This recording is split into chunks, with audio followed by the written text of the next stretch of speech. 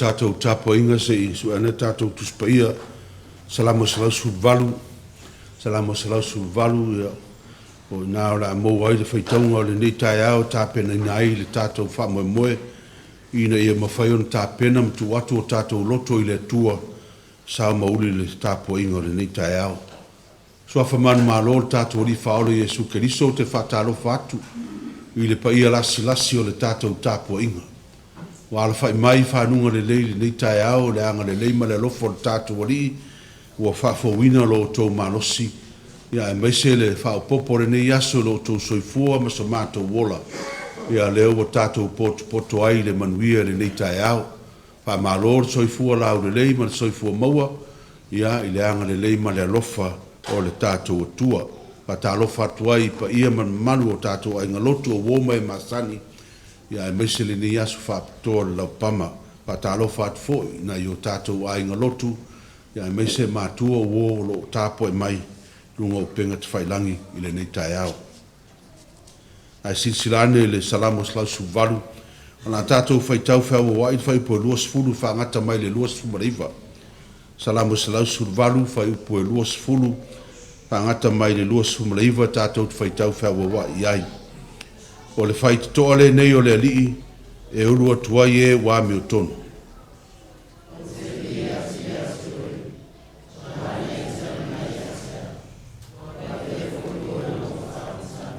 O le maana la fo ina e tufunga fai fale, wa fai lea ma maatu ni manu au pito lunga.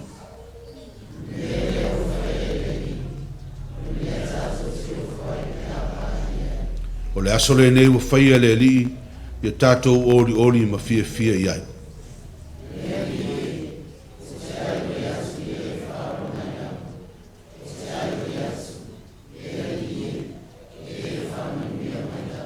Ia manuia leo maliu mai le swafo o le li.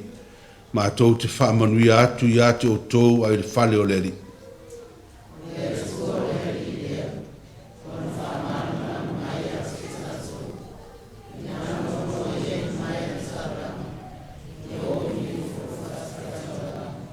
O e lava lo watua o te vi atu ia te oe. O e lava lo watua o te whane ne atu ia te oe.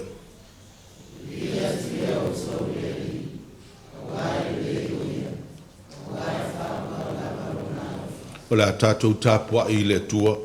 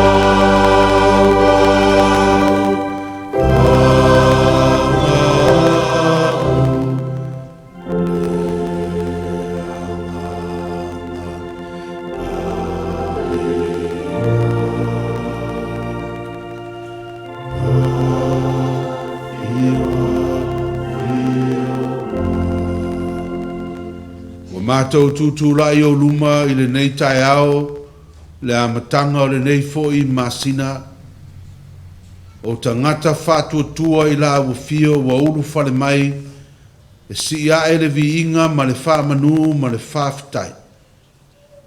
Ai mātou te tui o luma ta mā, ai mātou te iloa o mātou o tangata e le ato toa i olunga. Mātou te ulu whale mai ma le ngā sao le laulangi o lo tumu ai o mātou loto ua mātou le iloa tuai la wafio. Ia lofa lo mātou atua fisosoani mai le ni tae au, ina ia mātou iloa atiri la wafio, e ala ilo wha mangalo ino i mātou le amatanga o le mātou tāpua inga. Wha mangalo mai o mātou se mo mātou le anga, ai meise lava le mātou vāno nofo ai ma le isi uso a tangata o lo mātou tāpua ai whatasi. Wha mangalo le tele na wā o mātou wangsala le rie, ilo mātou vāno nofo ai ma la wafio le tua le paia. Ia vea le toto Yesu ke liso lo mātou ali whaola, sausawina ai mātou atoa i le tino, sausawina ai o mātou mafau fau mo mātou loto. Ina ia mamā le tangata atoa e tāpua i la wafio le neitai au, ina ua wha mangalo ina e la wafio a mātou wangsala. Na mamā leo mātou loto le rie te a fio tuma wai. E ala le mana o lo wanganga pa ia tautou lua i mātou le nei tāpua inga. Ina ia mātou whai ai le nei tāpua inga le moni ma le wha maun. I watu mea umai lo vi inga e wha vau. I lo lava suafa Yesu a mātou te talo atuai nei. Amene. Ala pēr tūtū lai pēr tātou whapoktonga o saura savali a Tamaiti mō le latou laupama.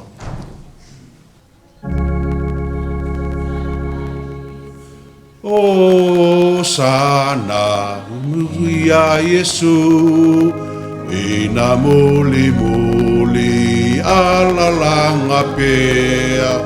O sana o sana o sana o to Tamaiti.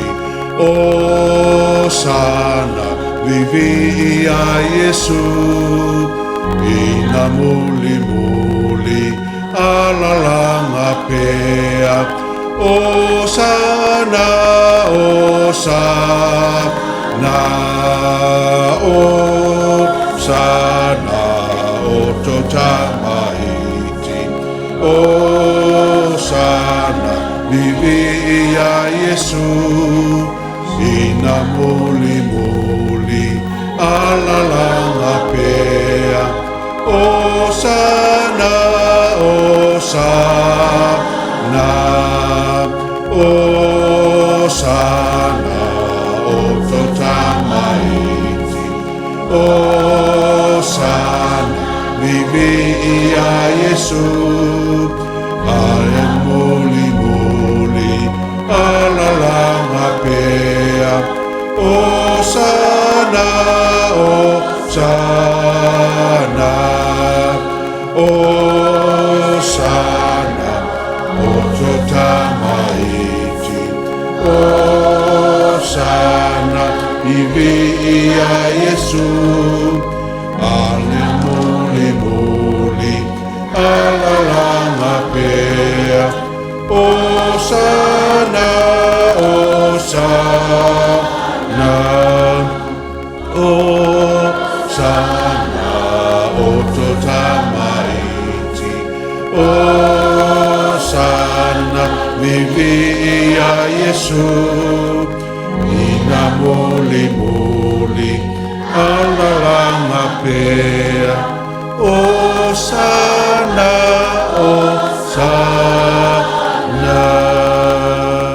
alare lalo tātou whapotonga. O le pese tol se lau lima sumu le valu o le au suina le aonga sa o le pese whapitoa mo le nefo yaso o le lau pama. Tol se lau lima sumu valu pese o le au suina le aonga sa ia mesfo il tātou kalesia.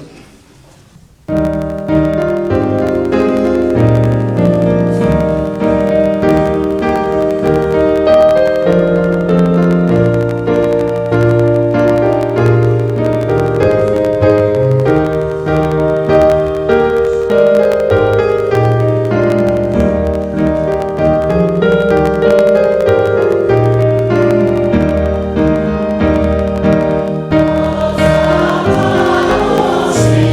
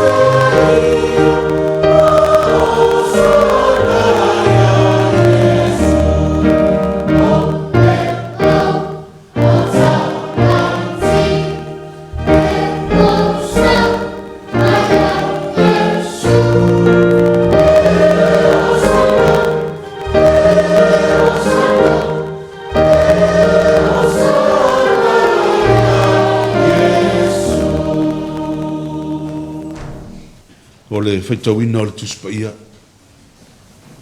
Tuswhitwhilia mo tātou le nia sā, mo maile le whengang fau, ma tai o lon tau po luono, tātou te whaitau, whiawa wai le whai upu mua mua whaangata mai le sifuru maleono. Our scripture reading for this morning is taken from the New Testament, Gospel according to Matthew chapter 26. We shall read from verse 1 to verse 16 from the Samoan translation. Ma taio lona tau polus wono, tātou te whaitau whiawa wai le whai upu mua mua whaangata mai le sifuru maleono. Whafonga ia whionga pa ia al tātou wari. Ua whaiwe Yesu o ia upu uma, ona whetalai atuai lea o ia i ono so.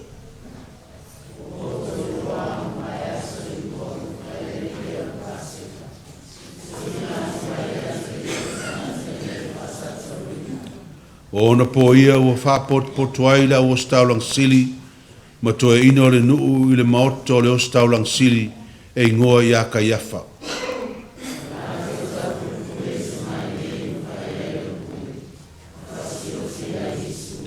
Au walatou whapeane, au wale whaia i le tau saminga, ina nei wha nunu ai le nuu.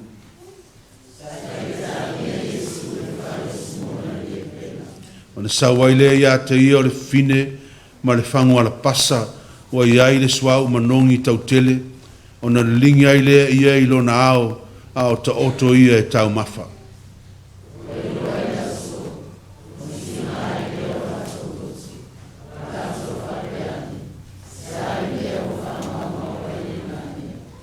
A wana whatauina le nā swau manongi, pa ua tele sona tau, fo ina atuai i e mātiva.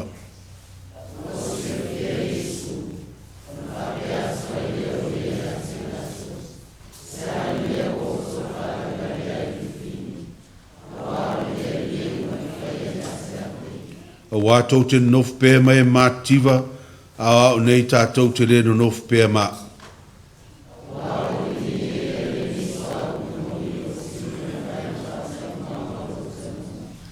E moni o te whai atu i ate o tau, o no umai le lalolangi e tala ina atu i ai, le nei tala le lei, e ta uai le mea ua whaia le nei fine, e wha manatu ai i ate ia.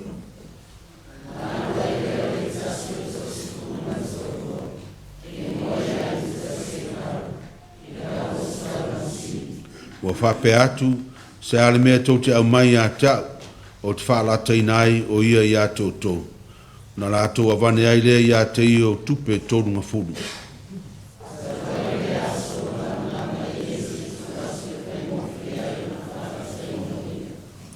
Pamanuia le tua le tātou whaitau whālongolongo i ana whionga pa ia, tu mau ia te ia lona lapa viinga nei māsa uma se i o le whaavavau lava. Amene.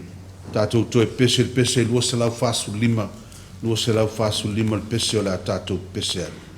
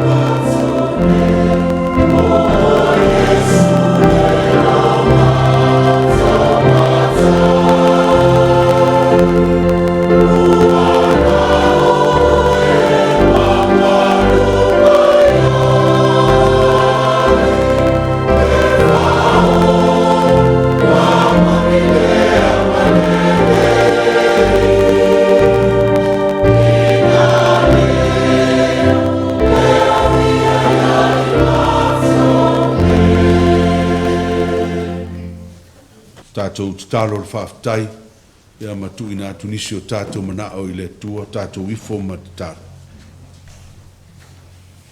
Le tua tō tas pa iai, le tua le tamale alo ma le anganga pa ia. O le tua mai le vavau e o lava I le wha vavau. Na e whaia le fuanga matu iai le tangata na e whaia I lo whaatusa ina ia o lua mafuta. Ai pei tai le lie wang sala le tangata. Ma wa turi e sea mai le mea alo fasili na e tu ina atu iai e tena e ola fia ai. Ai talu mai le nā taimi le lie sa e so e sa ili mai I lau tangata. Ma awala mai ai e su keriso le lie le sa ilinga.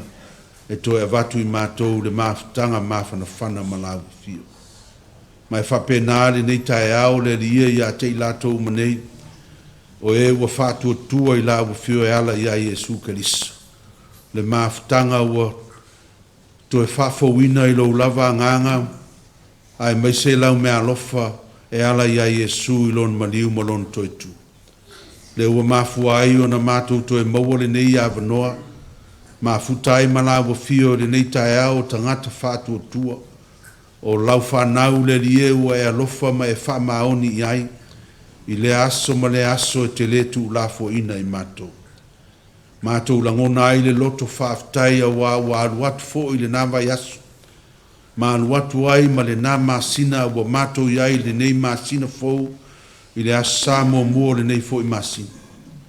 Na mātou to e te pai le tua le rie I le vave o le mātou sāwalinga le nei tausanga.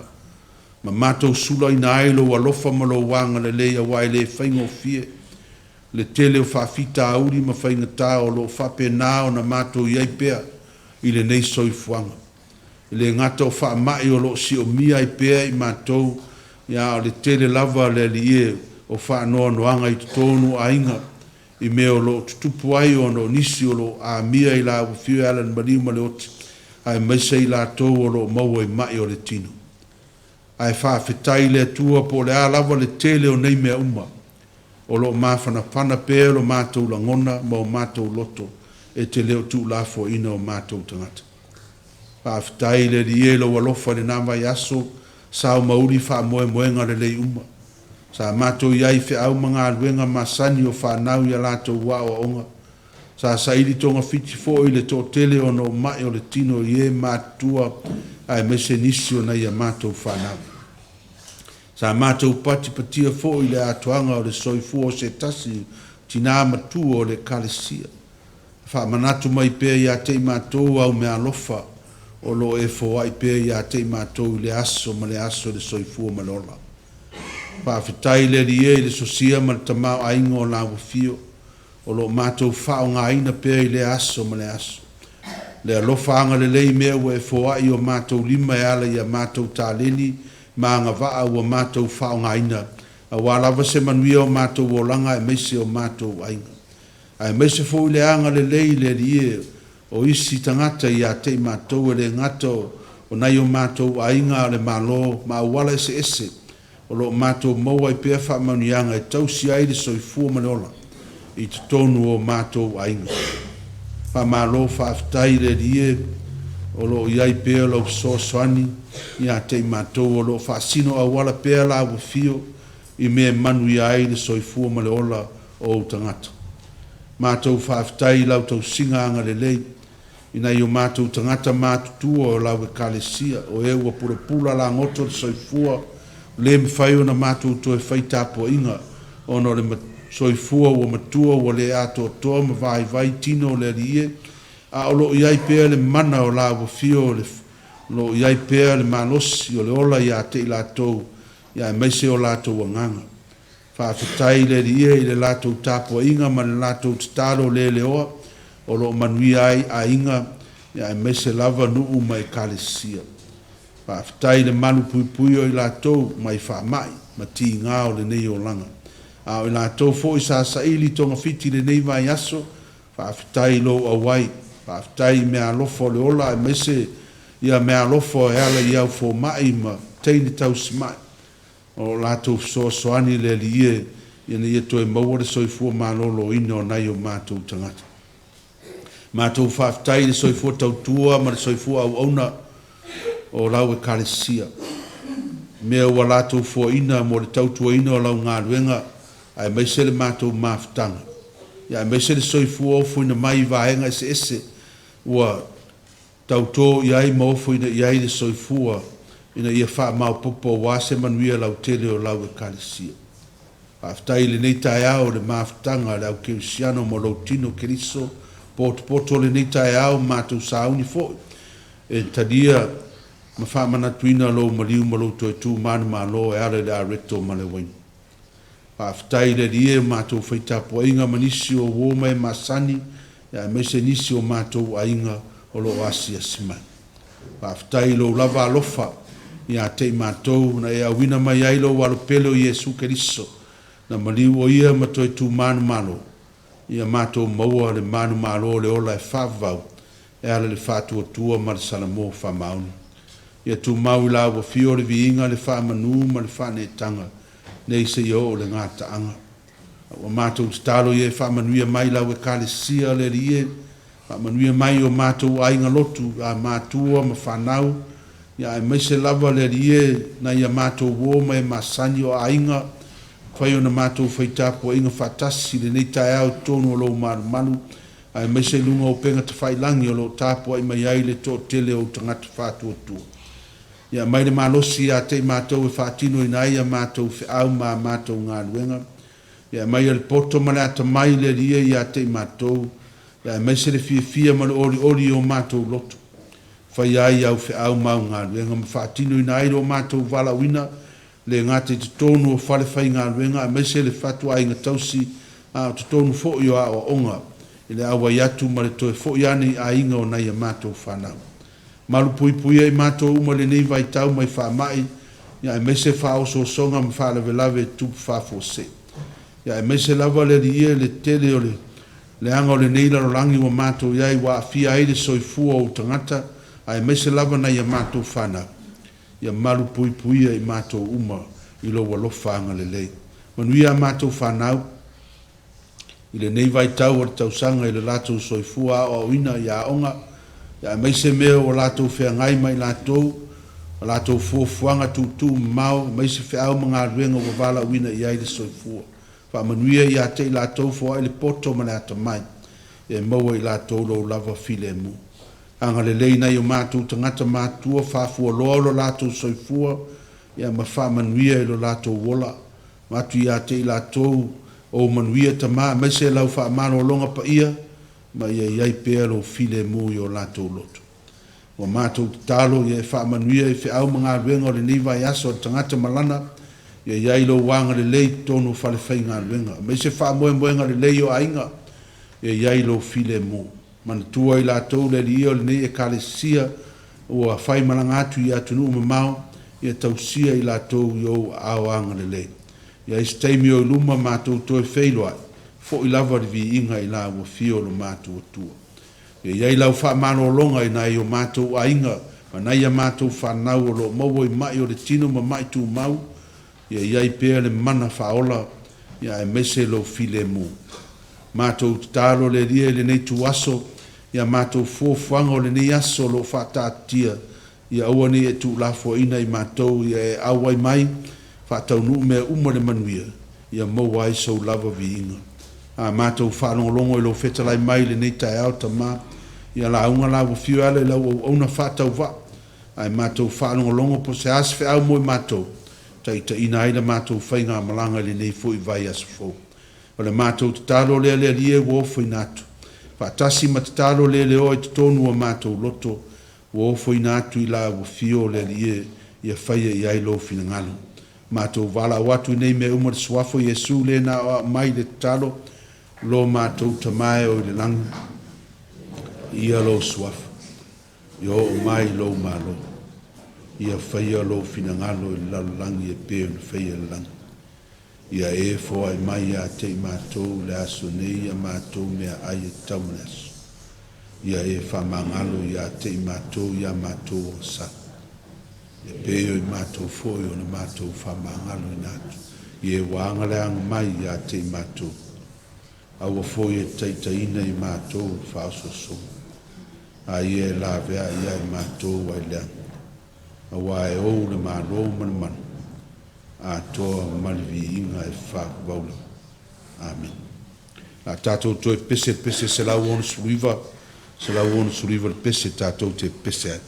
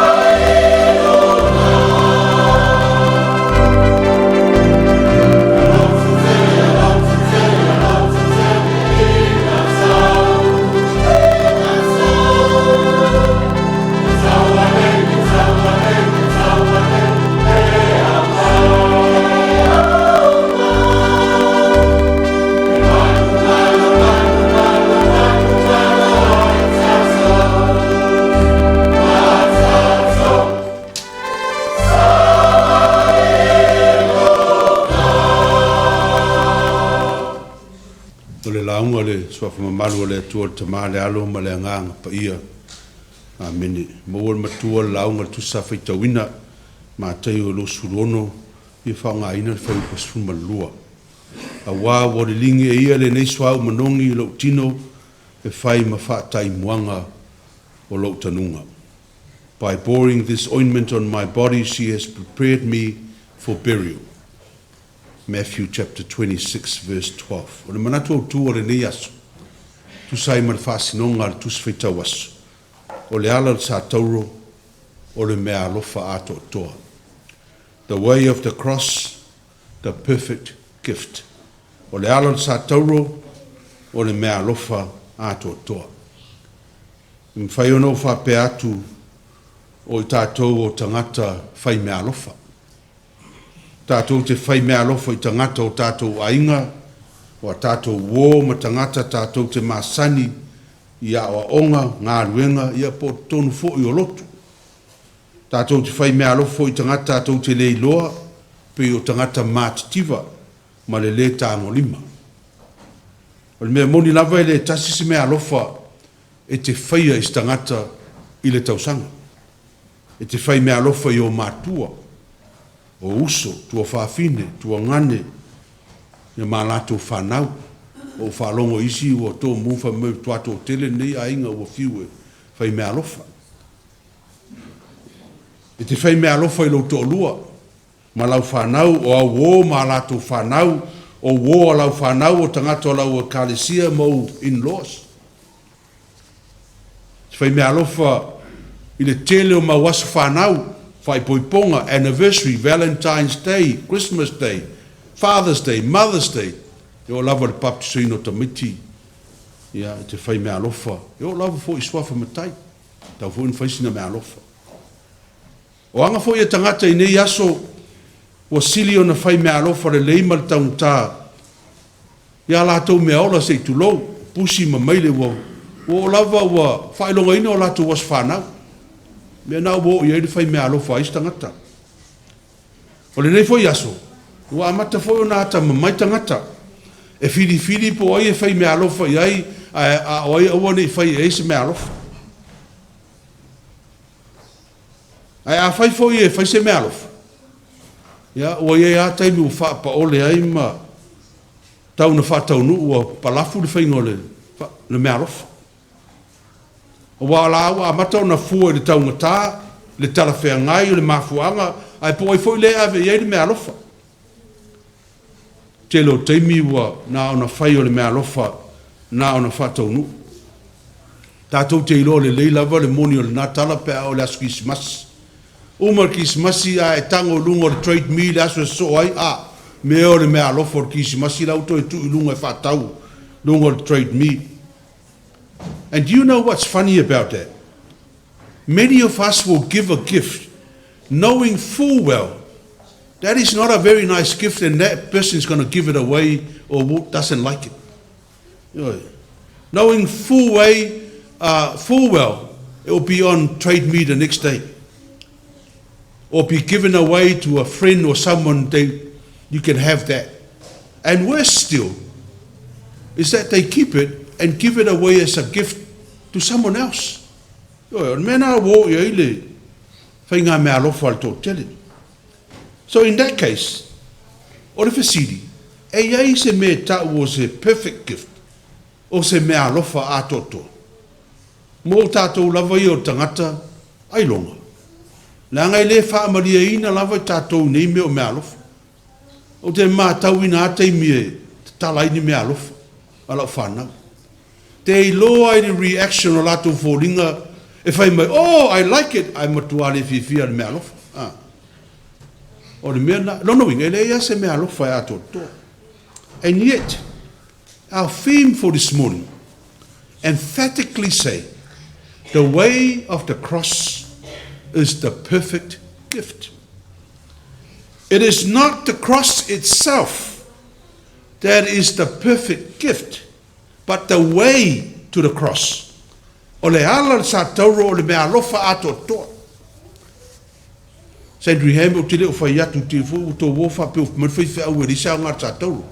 O te leo whai atu pe wha lea o ngā ina le tātauro. Ai le ma whai o na ato toa le wha moe moe o le tātauro. Pe a tātou le muai talia ina mea na tutupu i le ala le tātauro.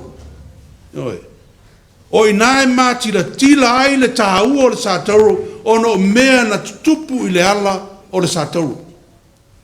The importance of the cross is not minimized or lessened on emphasizing the events that happen on the way of the cross.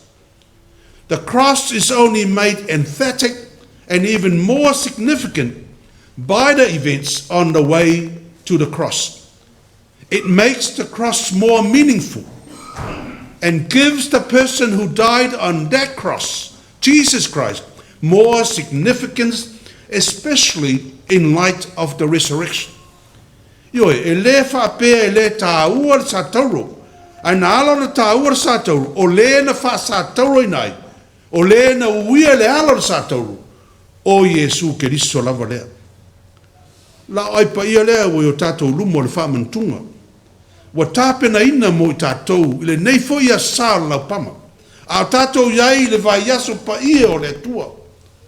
O le la ai e wha manatu mai e pēa le mea alofa a toa le atua.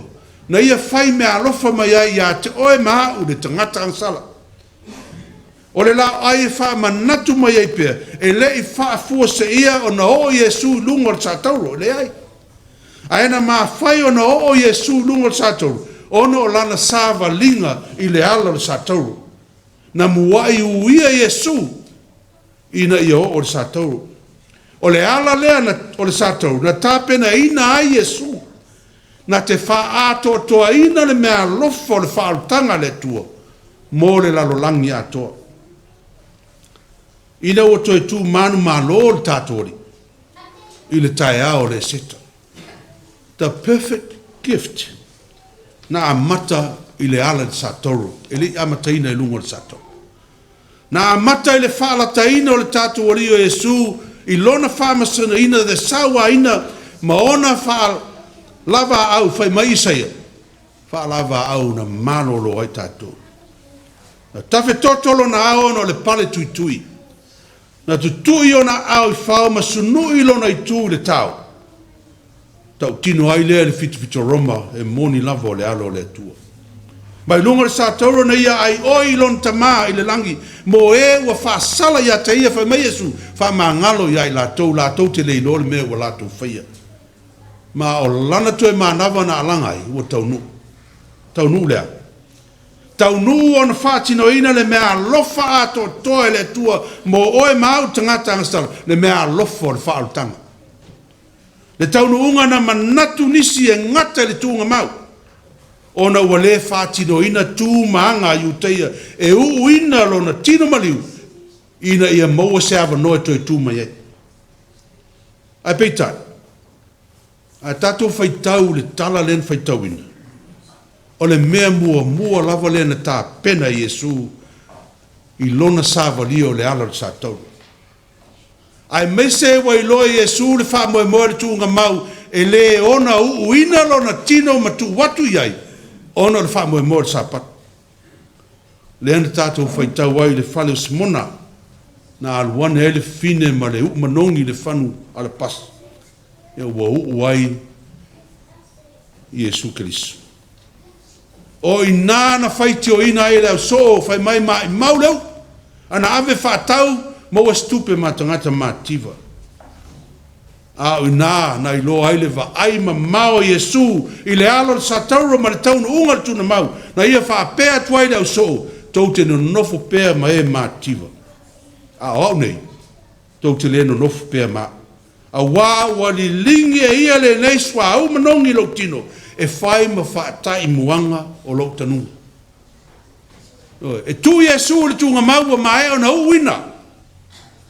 Wa mai o na uwina pe o tu maanga i uteia tu le avanoa e toi tu mai ai. Wa latu te tunga e le toi tu stangata e le uwina le tino pe alu tunga mau. A wa ta pena a toa Iesu lon wha moe moe. Mo le ala le sa tauro ma le angai atu le sa tauro. Mo le wha o tanga o le tangata. Le ngata i lea, whaapa ia ina Iesu tu unga mau, mo i tātou umma le toi tu. For the woman breaking the expensive bottle of perfume and anointing Jesus with it was an act of love and devotion. But in doing so, she unconsciously prepared Jesus for the way of the cross, culminating in his death, burial, and resurrection, and denouncing his disciple for condemning what the woman has done. Jesus looked ahead to the way of the cross and declared, by pouring this ointment on my body, she has prepared me for burial. The woman had the perfect gift for Jesus to prepare him so that Jesus could prepare the perfect gift for the world, the gift of salvation. Le tātou e kalesia le nitaia, le asal lau pama, le asal nei. O le aso le nei na ulu fale ai Jesu Keristo i Jerusalema, e a mata le malanga i le ala o le tātou. A o tātou fai malanga whaatasi mai Jesu, i le ala o le tātou le nei vai aspa ia. O le asau mea alofa, o tāpena ina mo Jesu pe o le nei tina, na ia tāpena ina le umanongi taunta. E tau ngō fia i atu o ere mea alofa, na tāpena ina i le tua mo oema.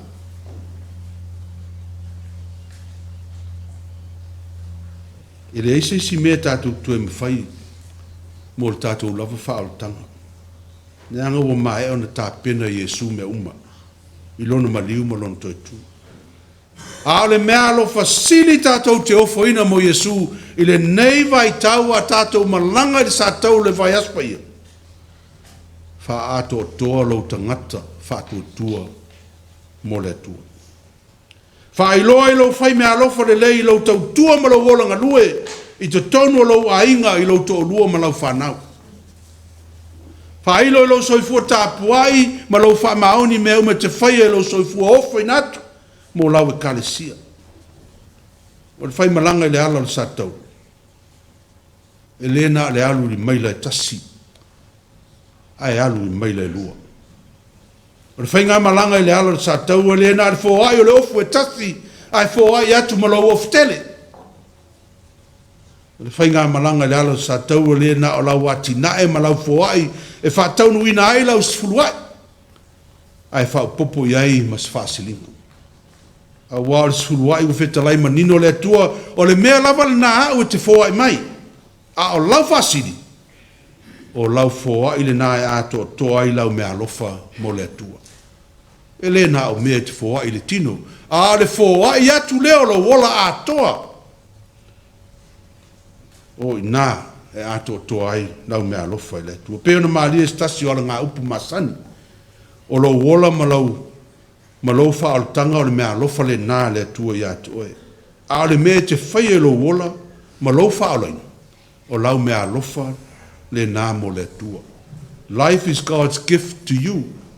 What you do with your life is your gift to God. Sandringham. O le ala sa tauru e le whaingofie. Ai a tātou tā pena ma mau whātasi ma Jesu, pe ona tā pena Jesu, i le ala sa tauru, tātou te manu mālo i me whaing tā o le olanga, pe ona manu mālo Keriso. O tau whaalonga so o le tala i le pua ama le moa, ma le la sāwalinga le tai ao le sa. Sāwali vali ma neia le tai ao, ai whaalonga atu o manongi mai lava ia aingo le tai au le breakfast. Pai mai le tala le moa. Ai whaalonga atu le manongi o le whamoa. O lo sao le la mo le tangata. O ofo ina atu iai se vaenga o lo ola, na ia ola le tangata. Ai whai mai le pua le moa. Ioe, sa o le lei oe. O e whaalonga atu le manongi o le paikena manongi mai. O lo sao le na. Ai amu ia oe, e tu mau lava lo wola. Ai le me whai ona maua le paikin, pe a le uma lo wola. O le tuai ngā au nanga nā. O lo fina ngalo e Keriso. E le na se vaenga o le ola, ai ofo ina atu a toa lo wola.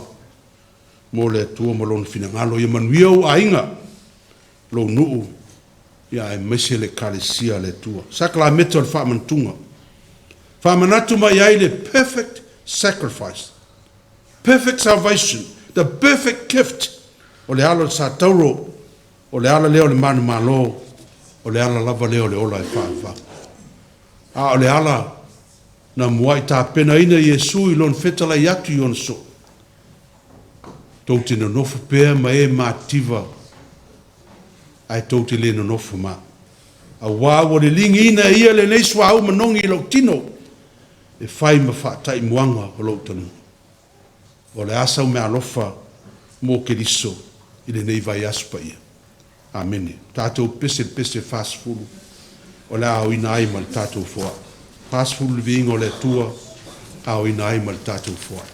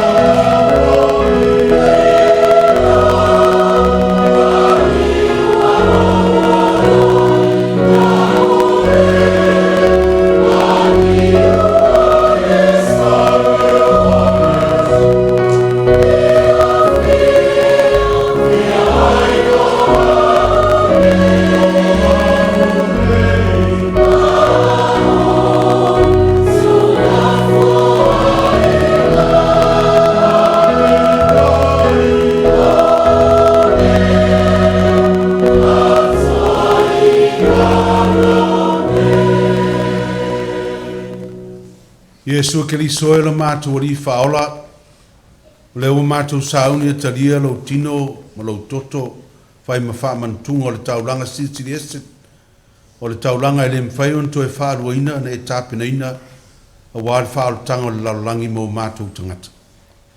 Taulawa se mei lo ngai lo mātou lotu whaafitai lo mātou atua. To e ofo ina atuai nei tupe, ai mai se lava le soifua ma le ola ma le malosi wa ia te mātou e ui, ina mātou whatauwa, mo au whi au mau ngā ruenga. Taria mai le mātou whoa i le nei tai au, ma e whaapa i ina, ma e whaamanuia i au tangata. A oa i pēa i mātou, ina ia mātou i loa pēa, ono ofo ina atu, mea uma wa ia te mātou, tautua ina i lau whi au ma lau ngā ruenga. Lo lava suafa Yesu o mātou talo toine. Amine.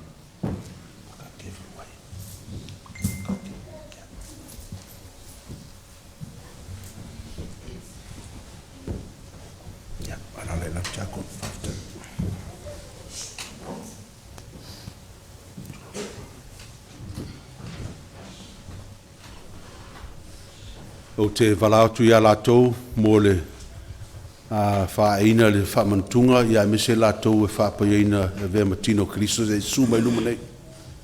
Whamanmori.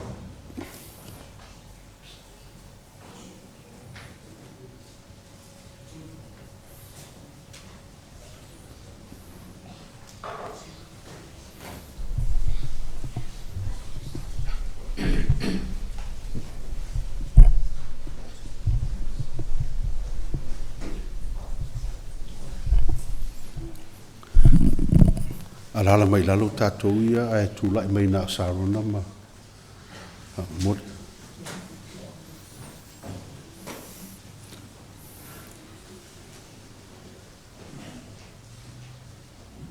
O le tariaina o tangata e kalisia o toe whaaina.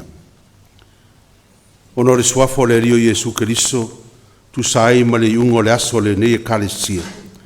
O le a tātou toe tariaina ai, tonu o le maftanga o le tino Keriso i la ua nei, Suani mangele, msarona mangele, ina ua salamo wha maoni, ma ua whapa ia ina la ua e ala le whai poiponga.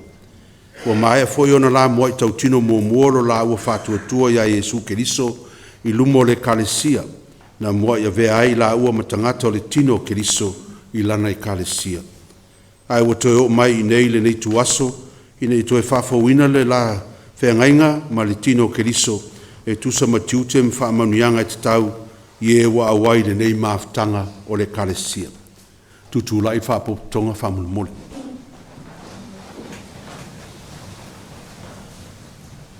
Suani mangele ma sarona mangele. Pe ono olua moe tau tino Yesu Keriso lo olua lii, ma lo olua whaola. Po olua nau nau ea ina ia whafauina olua whengainga ma le tino Keriso la nei kalesia. Po o lua folfola atu foi o le a o lua toe a wai maftanga o le tino Keriso i le tapua inga mga aluenga le kalesia. Lua te ofo ina atu foi me alofa wa ia atu o lua. Ina ia tala ina aila na tala le lei tangata uma o le lalulang. Lua tali mai wa whapea lava o na maa folfola atu. Ono le swafo le rio Yesu Keriso o mātou fia to e talia ina o lua swani mangele msarona mangele i tonu o le maftanga o le tino Keriso i lana i kalesia. E whai ma whai longa o le whengainga o whafauina o te whatalo whatu ia te olua e whai masui o le maftanga o le tino Keriso.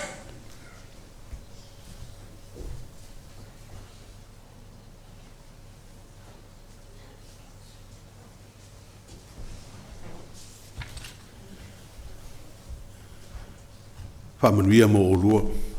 E whamanuia atu le li ia te olua, mtausi ia te olua. Ia whapula atu le li ona fonga i lunga ia te olua, maanga le atu ia te olua. Ia lingi atu le li lunga ia te olua lona manuia, ma watu ia te olua lona filemu. Amene. Alala i lalo whapotonga. Ia, tula i mai ale tātou vaenga lea sutas. E la fa e kalesia so mai luma ya, so mai luma na. Ya. Aftai. Sauninga o le taliaina o tangata e kalesia fo. Ona swafo le rio Yesu Keriso, tu sai ma le ungo le aso le nei e kalesia. O la tātou talia ina ai lātou nei, Wainona Samuelu, Edwina Samuelu, Fiasili Matafeo, Yokasapina Matafeo, Charity Tūtanga le Vau, LJ Tūtanga le Vau, TJ Tūtanga le Vau, Tuli Taonganga, Dorothy Taonganga, Pitolua Anai, Mataya Li Anai, ina ia vei lātou mai tū tino o le maftanga o le tino ke riso ilana I kalesia. Le au pa iae, ina ua paptiso ina o tou, sa wha mau whailonga ina lo o tou au wai le nei ainga ma le nei au ainga o le atua, I le malo o tou a vea mon tangata. A o le nei lava sauninga, o tou o mai e tau tino lo o tou whatu o tua e le li o Jesu Keriso, e ofo ina atu o tou lava ia te ia, ma osi le whengainga mai mātou e tusa ma mea e ao ina whai ma wha manuianga, e maua fua I lātou uma o e watalia I tonu o le maftanga o le tino Keriso, o tangata o lana e kalesia. O le mea lea ia mua mua no tou tali mai I fisili I e tusa malo o tou whatu o tua, malo o tou wha moe moe. Po o tou tali tonu o Jesu Keriso lo o tou walii, malo o tou whaola. Po o tou salamo ia o tou wangsala, ma whatu o tua ia Jesu Keriso na o ia lava. Po o tou fola atu foi, o le au tou stai le finangalo pa ia o le tua. Mana au tou tali mai ua whapea lava o na mātou fola atu. Leo tere mai. Po o tou fola atu foi o le au tou whatau nu me uma e au na whai e tangata e kalesia, e awai sauninga whai tele, le tari swanga le alii, I le male aso le kalesia, tou te tō anga fo I le whaitauina o le tuspaia, le titalo, le whaitaulanga, ma le au na atu I nistangata. Whapea lava o na mātou fola atu. O la tātou titalo. Le tua mamanae lo mātou tamae o le langi. O le na lawe ai mai a te mātou na I le pule le pōli uli, au au mai ai mātou le mālolo lava lo pele. O mātou whafta I atu I la ua fio, au a sa e le tau fia lo wanga le lei, mai au au au na nei. Ai sa e foa I a te la tau le loa Jesu Keriso, lo la tau walii ma le whaola. Sa e vala wina fo I la tau, ina I la tau o sir whengainga whatasi mai mātou, I tonu o le nei e kalesia. O lea wa mātou talo o tuai nei, ia e au ina I folo wa nganga pa ia mātou talia ma le fia o mātou uso ma tua whawhine nei, o no lo suafa ma ia tusa ma lo finangalo.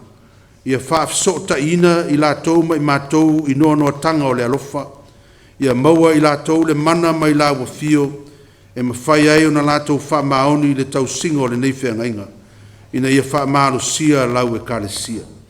Ia wha sala lau ina lau tala lei, ma wha maluina lo suafa, e ala ia Jesu Keriso lo mātou walii. Amen. Tutu lai le tātou hapotonga.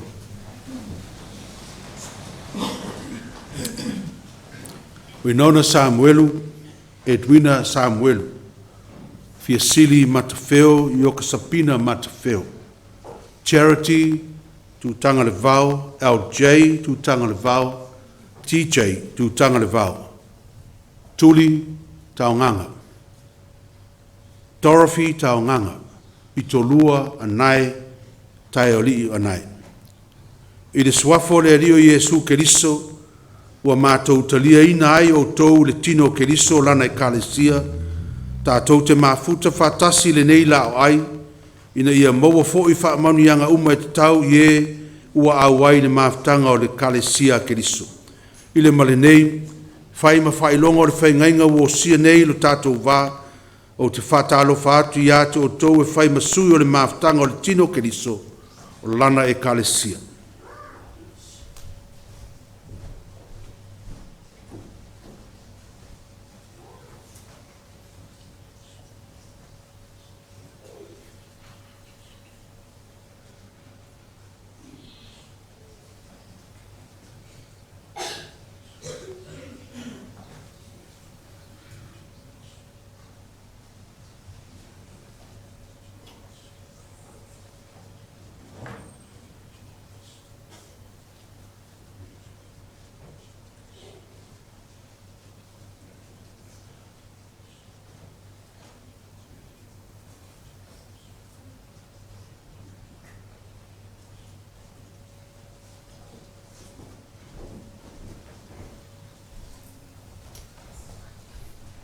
talo whamanuia. O le tue ona le alofa tūnoa malava, o le na wala wina I tātou ia I watu I lona manuia whaavau o ia Iesu Keriso. Ia wha ato toa ina o tau e ia lafa, ia wha tūmawina, ia wha malosia, ma ia wha vaina o tau, ma ia te ia pea lo tātou wari o Iesu Keriso, le vi inga ma le malosi e wha vau lava. Amene. Alale lalo wha potonga, alale lalo tātou. O le talisuanga o le whaamantunga. O usu pe leono le ri. Whalatalata mai le lao ai pa ia. Whaafonga I awhionga pa ia, ma awhionga alofa o le tātua ri o Iesu Keriso. Au nei o le areto le ola, o le sau ia tau e le laina lava o ia. O le whātua tua fo ia tau e le toi fia inu lava o ia. O ia fo ia sau ia tau, o te le turia lava o ia I whafo. Amu ia fia ai me fia inu le ame tonu a wai maa ona I lātou. I am the bread of life. Whoever comes to me will never be hunger, and whoever believes in me will never be thirsty. And anyone who comes to me, I will never cast them out. Blessed are those who hunger and thirst for righteousness, for they will be filled. Ia te o tau le file mua le tua, may the peace of God be with you all. Masanga I o taftafa, ia mofo inatu, le file mua le tua I le ro tua. O I luma matua, mo au tafa.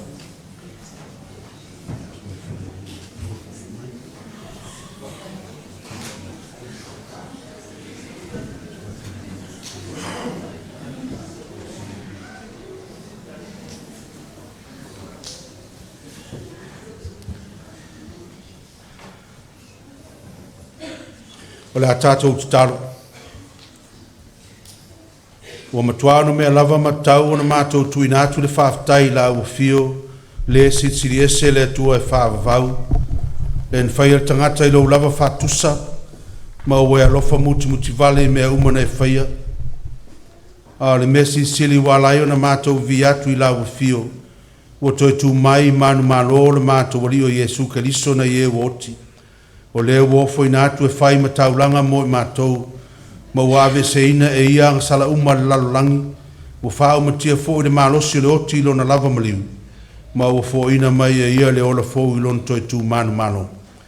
Mātou wole atu I la ua fio le tama, ma le loto mawalano. Ia tu sai ma lo fina ngalo ina ia mātou langona, mauti noa lo whaatasi mai, ma lo walofa tu noa. Ia e au ina ifo lo wanganga pa ia I lunga ia I mātou. Wa lunga au mea alofo le areto ma le wen. Ina ia mātou au wai whaatasi le tino ma le toto le mātou ri. A mātou ai ma feinu whaatasi.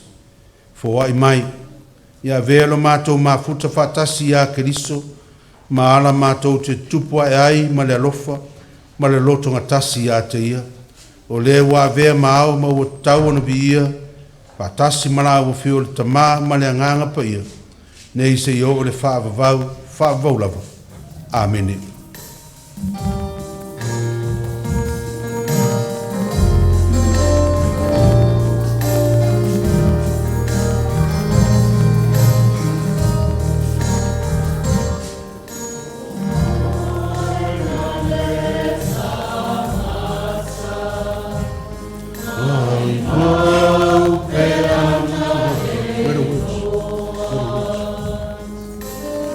Oh, yes,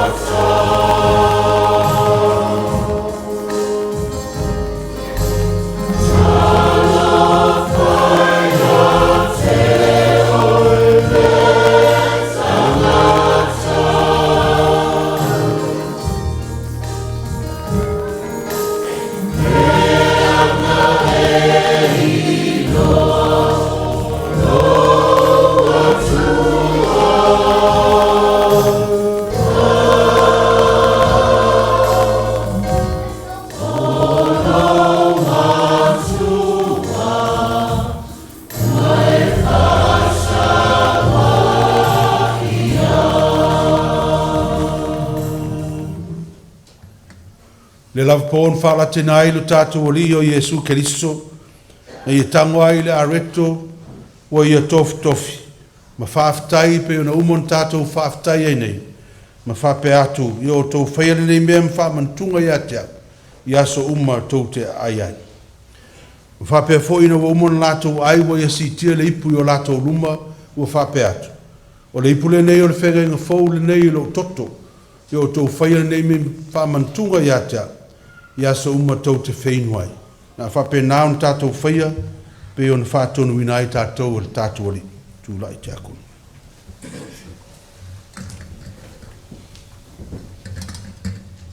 Tino ki sumo lan whanau whatu. Tino ki sumo lan whanau whatu.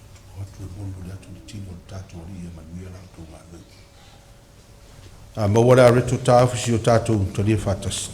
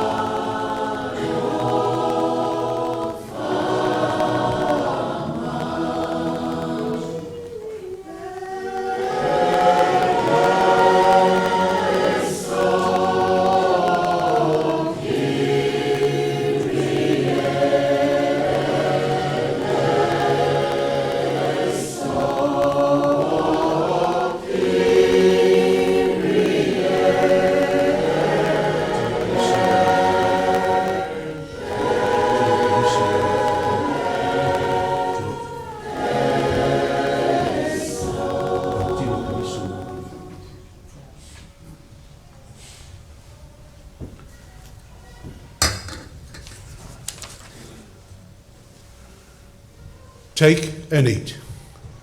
This is the body of Christ broken for you. Do this in remembrance of him. Nā tango ia nā ai o le tino le nei o Keliso o tof tofi mo o tau. I o tau whaile nei mea mwhamantunga i ate ia. Tau mawha ia iai.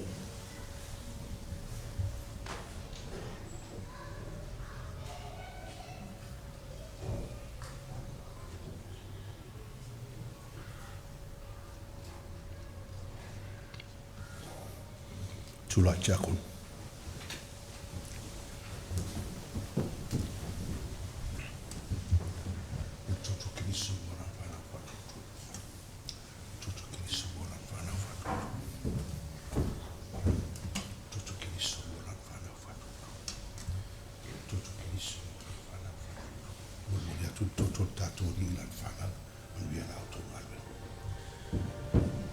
A mawale waina tāwhi si o tātou talia whatas.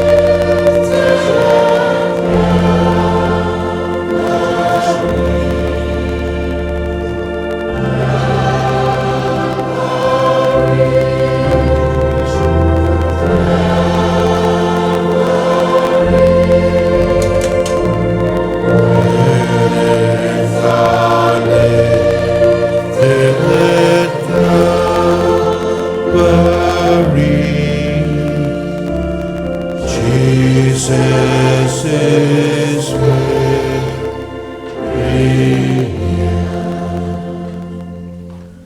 This is the cup of the new covenant in the blood of our Lord Jesus Christ, shed for the forgiveness of sin. O le pule nei o le whenga inga fōlea le toto le tātuari o Jesu Keriso, whamalingina mo le whamangaluina o angsa. I o tō whaile nei mea whamantunga ia te ia soma tō te whenuai, nā whenuia iai.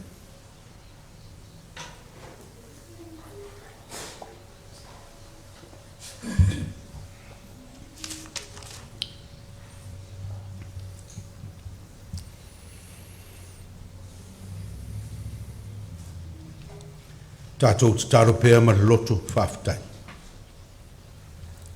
Le tamalo whae, mātou vim whawhitai atu ia te oe. Tu samalo fōa e mai ia te mātou tangata angsala o le manu ia siri. O le au mai leo i mātou le mawhtanga malo walo pele o Jesu Keriso. O ia na e tu atu e maliu mo i mātou. A o ia fōi wa e toe fōa i mai a te i mātou. Ina ia whanga ina i mātou le ola fō. Wa mātou wole atu, whesoa soani mai. Pe ingalo ia i mātou nei mea alofa, o le areto ma le waina. Ia mātou tau avina pēa, ma ia tu sia le papa o mātou loto. Ina ia whai o na mātou tuputupuae, i le whātua tua ma fua mai ngā luenga le. Ma o lailo vi inga e o le whaafavau. E ala ia Jesu Keriso le mātua li. Amen. Nā tātou pese iwa sutasi pese la tātou pese i tula ia.